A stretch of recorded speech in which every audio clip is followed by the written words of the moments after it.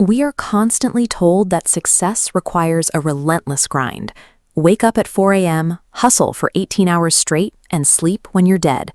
But pushing your body to the brink of biological exhaustion only leads to burnout. In The Art of Impossible, author Steven Kotler argues that extreme success isn't a genetic lottery ticket or the result of raw, punishing effort. It is a highly specific, trainable biological process. Humans have a long track record of shattering accepted boundaries. When a canvas and wood machine finally lifted off the ground, a universal assumption about gravity was broken. We applied that same biological drive to problem solving until we were leaving footprints on the lunar surface. Today, modern innovators apply those exact same internal mechanisms to push the boundaries of physics and engineering in the commercial sector. If you are failing to reach a massive goal, it is rarely a lack of work ethic. It is because you are fighting your own neurochemistry instead of systematically directing it. Motivation is not a random lightning bolt of inspiration that strikes the lucky.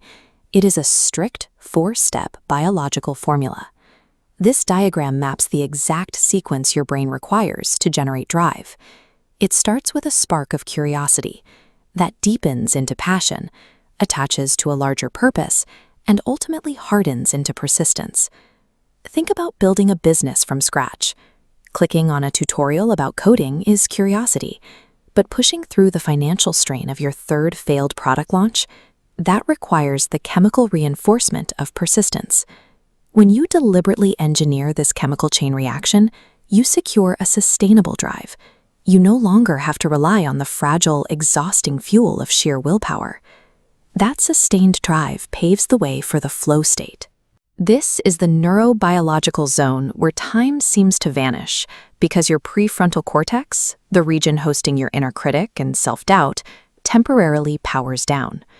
To trigger this state, your brain demands two specific inputs: a crystal clear target and immediate feedback letting you know if your current action is working. This graph illustrates the core mathematical rule of flow. You have your current skill level on the x-axis and the difficulty of the task on the y-axis. The sweet spot is this diagonal corridor right down the middle. Look at the bottom right. If your skill is high but the challenge is virtually non-existent, your brain disengages. You hit apathy, which is exactly why you end up mindlessly scrolling social media. But jump up to the top left, where a task demands far more than you can physically or mentally handle. Your nervous system floods with cortisol, and you drop into a state of panic. Achieving peak focus simply requires you to calibrate your daily tasks.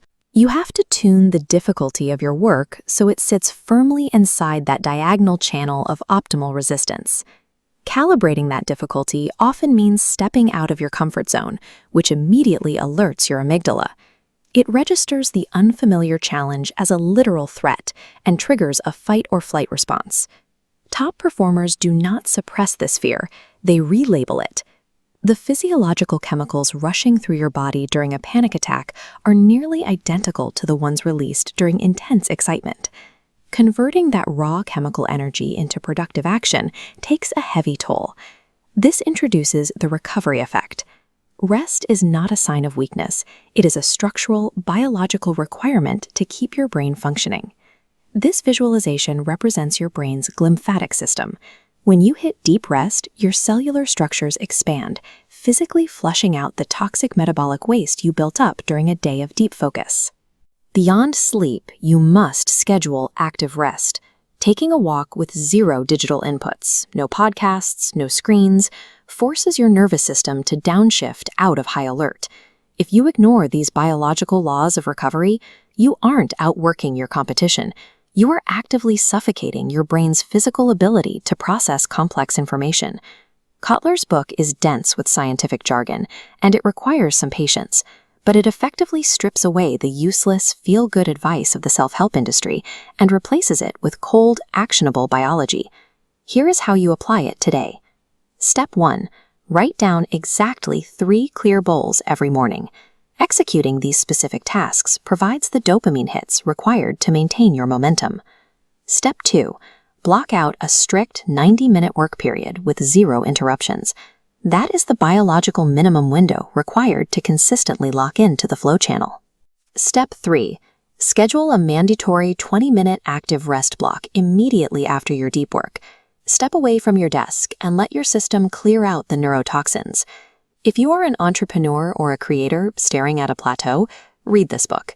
If you are just looking for a collection of light motivational quotes, skip it.